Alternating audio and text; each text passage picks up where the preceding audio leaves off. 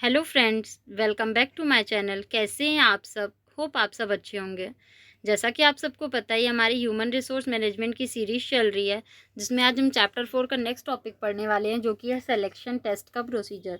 जब कोई भी कंपनी किसी पर्सन को, किसी कैंडिडेट को हायर करती है, तो उसके लिए क्या होते हैं, कुछ वो टेस्ट लेती है कैंडिडेट के, और उसके लिए वो कौन कौन से टेस्ट लेती है बेसिकली सिलेक्शन के लिए, आज हम इस वीडियो में इस बारे में पढ़ेंगे। तो जो पहला टेस्ट होता है वो होता है उसके इंटेलिजेंट टेस्ट। ठीक है, जो फर्स्ट टेस्ट होता है वो इंटेलिजेंट टेस्ट होता है, और इसमें देखिए बेसिकली क्या होता है। This test help in testing mental capacity of a person with respect to reasoning, word fluency, numbers, memory, pictures, arrangement etcetera. Basically इसमें क्या होता है, जो हमारी कंपनी होती है वो कैंडिडेट के मेंटल पावर के बारे में जानना चाहती है कि कोई भी इंसान कितना ज़्यादा, उसकी कैपेसिटी कितनी अच्छी है, वो चीज़ों को अरेंज कैसे कर रहा है, उसकी मेमोरी कैसी है, मतलब ऐसा तो नहीं वो बहुत जल्दी चीज़ों को भूल जाता है, या उसकी बोलने की कैपेसिटी कैसी है, फ्लुएंसी कैसी है।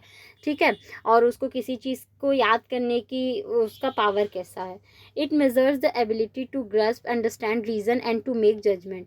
ठीक है, और वो देखता है कि जो भी पर्सन है वो किसी चीज़ को कितनी जल्दी से कैच करता है, कितनी जल्दी समझता है, और उसके पीछे क्या क्या रीज़न है, और वो कैसे जजमेंट देता है। ठीक है, मान लीजिए कोई प्रॉब्लम हुआ, तो उस प्रॉब्लम, अगर कोई भी प्रॉब्लम अराइज होती है कंपनी में, तो वो कैंडिडेट उस चीज़ों को कैसे समझेगा, कितनी जल्दी उस प्रॉब्लम को सॉल्व करेगा, और उससे रिलेटेड क्या जजमेंट वो लेता है।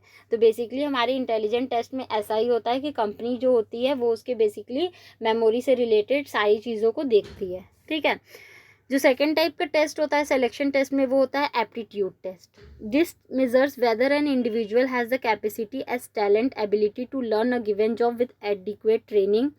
It is more useful for clerical and trade position. ठीक है, एप्टीट्यूड टेस्ट देखिए ऐसा टेस्ट होता है, इसमें बेसिकली जो भी हमारे कंपनीज होती है वो कैंडिडेट्स के बारे में क्या जानती है, वो कैंडिडेट्स के टैलेंट को देखती है, और कैंडिडेट्स के बारे में ये जानती है कि कैंडिडेट्स किसी भी चीज़ों को कितनी जल्दी सीख पाते हैं या फिर नहीं।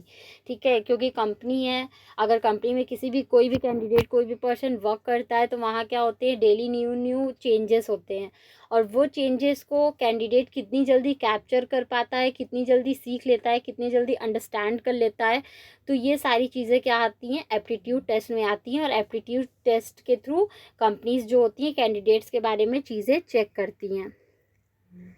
नेक्स्ट है आपका achievement test. It is with what has accomplished when an individual claims to know something, an achievement test is given to measure how well they know। ठीक है, अचीवमेंट टेस्ट देखिए क्या होता है, जब कोई भी कैंडिडेट ये दावा करता है, ये क्लेम करता है कि उसको वो चीज़ें पता है। ठीक है, तो कंपनी क्या करती है, जो चीज़ के बारे में वो क्लेम करता है कि उसको इस चीज़ के बारे में पूरी नॉलेज है, तो कंपनी क्या करती है, उससे रिलेटेड क्वेश्चन आंसर हो गए, उससे रिलेटेड कुछ फैक्ट्स हो गए, उससे रिलेटेड कुछ डेटा हो गए, जितनी भी चीज़ें उससे रिलेटेड होती है कंपनी उस कैंडिडेट से पूछती है और देखती है जिस चीज़ के बारे में वो दावा कर रहा है कि उसको वो चीज़ बहुत अच्छे से पता है, उस चीज़ के बारे में उसको पूरे अच्छे से और सही सही जानकारी है कि नहीं।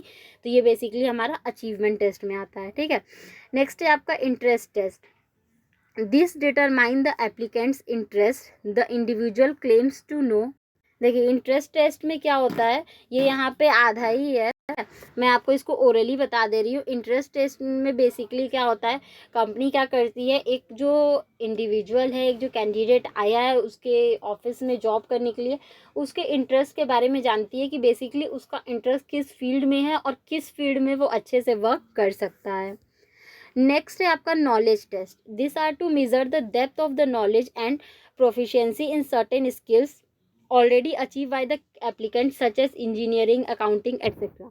ठीक है, मान लीजिए कोई भी कैंडिडेट है वो किसी भी फील्ड से अपनी पढ़ाई करके आया है, हो सकता है अकाउंटिंग फील्ड से किया, हो सकता है डॉक्टर फील्ड से किया, हो सकता है इंजीनियरिंग के फील्ड से किया, और जिस भी फील्ड से वो स्टडी करके आया हो उसके बारे में वो कितना जानता है, उसके बारे में उसको कितनी नॉलेज है। तो बेसिकली क्या करती है कंपनी को, जब ये सारी चीज़ें जानना होता है तो वो उसका नॉलेज टेस्ट लेती है। ठीक है, नेक्स्ट है प्रोजेक्टिव टेस्ट, और नेक्स्ट है आपका personality test.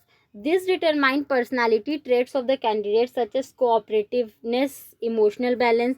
It help to assess an individual motivation, adjustment to the stress of everyday life and self image. Personality test में देखिए बेसिकली क्या होता है, एक इंडिविजुअल के बारे में, एक कैंडिडेट के बारे में ये जाना जाता है कि वो कितना कोऑपरेटिव है, वो कितना इमोशनल है, वो कितना मतलब चीज़ों को बर्दाश्त कर पाता है, वो कितना एडजस्टेबल है। मतलब क्योंकि अगर कोई भी कंपनी में किसी भी पर्सन को वर्क करना है तो वहाँ पे हम लोग जैसा कि जानते हैं बहुत सारे स्ट्रेस होते हैं, डेली कोई ना कोई चैलेंजेस होते हैं। तो वो सारे स्ट्रेस को एक कैंडिडेट कितनी अच्छे से हैंडल कर पाता है और वो दूसरों के साथ मिलके कितनी अच्छे से कोऑपरेट करके वर्क कर पाता है, या फिर ऐसा कोई तो नहीं कि वो बात बात में इमोशनल हो जाता है। तो ये सारी चीज़ें वो क्या उसकी पर्सनालिटी टेस्ट जब करते हैं तो उसमें चेक करते हैं, ठीक है। नेक्स्ट है आपका judgement test. This are used for evaluating the ability and knowledge judicially in solving a problem. देखिए बेसिकली जजमेंट टेस्ट क्या होता है, यहाँ पे एक किसी कोई जो कंपनी होती है उसके जो ऑफिसर होते हैं वो कैंडिडेट को क्या एक किसी तरीके का प्रॉब्लम दे देते हैं और फिर कहते हैं आप उनको सॉल्व करके दिखाइए। तो इस टेस्ट के थ्रू बेसिकली जो कंपनीज होती है वो जानना चाहते हैं कि अगर इन फ्यूचर कभी किसी तरीके का प्रॉब्लम अराइज होता है तो वो कैंडिडेट उस प्रॉब्लम को किस तरीके से सुलझा सकता है और उस पर उसका क्या जजमेंट होगा। नेक्स्ट है आपका performance test. Okay, in this individual is asked to demonstrate his ability to the job. Example, typists are asked to type and then their speed and accuracy can be checked.